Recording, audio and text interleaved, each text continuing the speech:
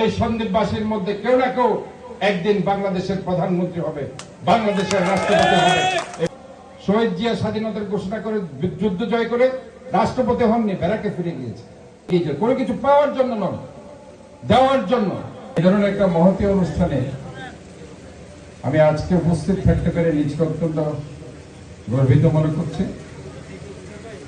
Nurul Mustafa foundation আয়োজিত আজকের এই সন্দ্বীপের যারা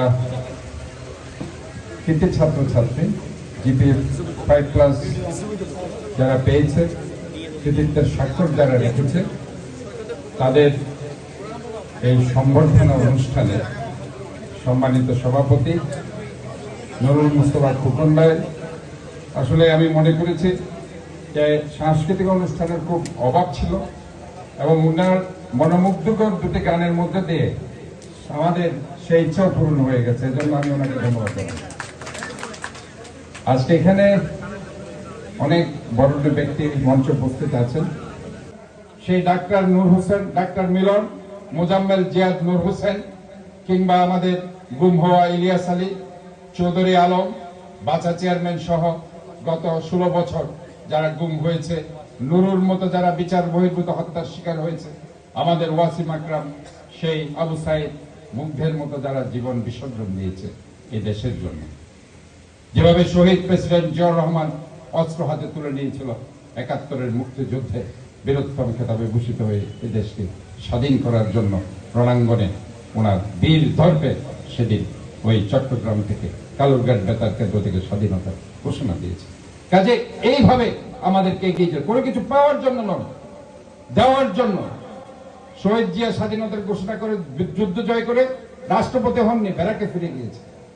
কিন্তু স্বীকৃতি পেয়েছেন সে 75-এর পর ওনাকে জনগণের সিপাহী বিদ্রোহের মাধ্যমে জনতার সিপাহীরা মিলে ওনাকে রাষ্ট্রপতি করেছে। খালেদা জিয়া 80 থেকে 90 সাল আন্দোলন করেছে, জনগণ স্বীকৃতি দিয়েছে, বাংলাদেশের প্রথম মহিলা প্রধান। বান্ডেল থাকলে প্রতি সেনমানিতে টাকা বাঁচবে।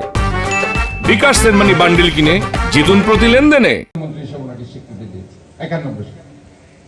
আমরাও চাই দেশনায়ক তারেক রহমান আজকে সাধারণ ছাত্রছাত্রীর জন্য, শিক্ষার জন্য কাজ করে যাচ্ছে জিয়া রহমান ফাউন্ডেশনের মাধ্যমে।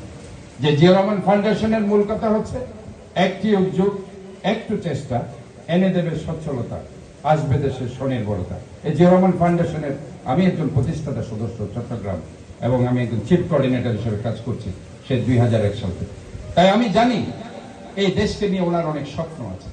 এই স্বপ্ন বাস্তবায়নের জন্য আপনারা ওনার পাশে থাকেন। এবং আমি আজকে এখানে সন্দ্বীপবাসীকে বলতে চাই যে এগিয়ে যেতে হবে বীর দর্পে। এই সন্দ্বীপবাসীর মধ্যে কেউ না কেউ একদিন বাংলাদেশের প্রধানমন্ত্রী হবে, বাংলাদেশের রাষ্ট্রপতি হবে, এই বাংলাদেশকে এগিয়ে নিয়ে যাবে, এই আশা করে সবাইকে ধন্যবাদ জানিয়ে সবার সুস্বাস্থ্য দীর্ঘায়ু কামনা করে আমি বক্তব্য শেষ করছি। এবং যারা শহীদ, তাদের আত্মত্যাগ, আবারও বলছি, কখনো বৃথা যাবে না। বাংলাদেশের জন্য তারা যে ত্যাগ স্বীকার করেছে, আমরা একটি দুর্নীতিমুক্ত সমৃদ্ধশালী বাংলাদেশ ইনশাআল্লাহ নেক্সট জেনারেশনকে আমরা দিয়ে যাব।